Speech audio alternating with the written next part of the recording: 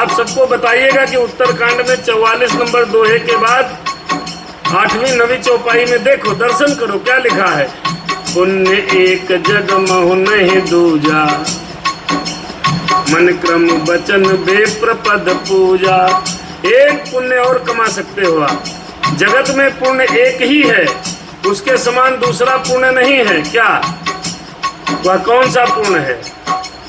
मन कर्म और वचन से ब्राह्मण के चरणों की पूजा करो। पूजा, ये धूर्त लोग बता दिए ब्राह्मण क्या है, ब्राह्मण क्या है। अब लोग बताएंगे तुलसीदास ब्राह्मण थे इसलिए लिख दिए, तो वेदव्यास ब्राह्मण नहीं थे?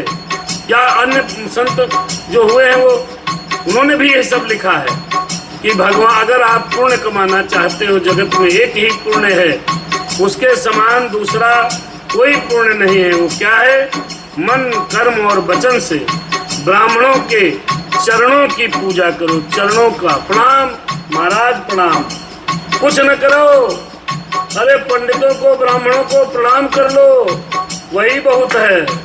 लिखा है रामचरितमानस में। और आजकल लोग भक्ति पाना चाहते हैं, तरना चाहते हैं, ब्राह्मणों को पानी पी पी करके गालियां दे रहे हैं। कैसे होगा? जो ब्राह्मण है, ब्राह्मणी पत्नी माता से, ब्राह्मण पिता से जन्म लिया बालक, यदि उसके संस्कार और अच्छे हैं, बढ़िया संस्कारी है, तो आप उसको प्रणाम करते रहिए। दुराचारी है तो उसको बुरा मत कहिए, उसको अवॉइड कर दीजिए, क्योंकि ब्राह्मणों की भी बुद्धि थोड़ी भ्रष्ट हो गई है इस कलिकाल में।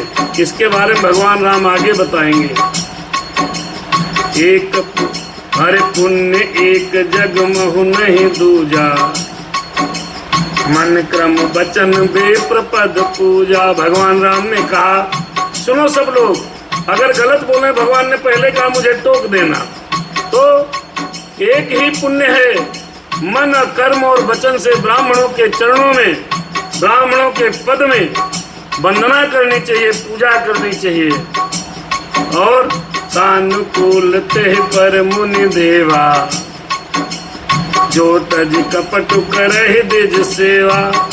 अरे कौन सुनेगा, किसको सुनाए, इसीलिए चुप रहते हैं।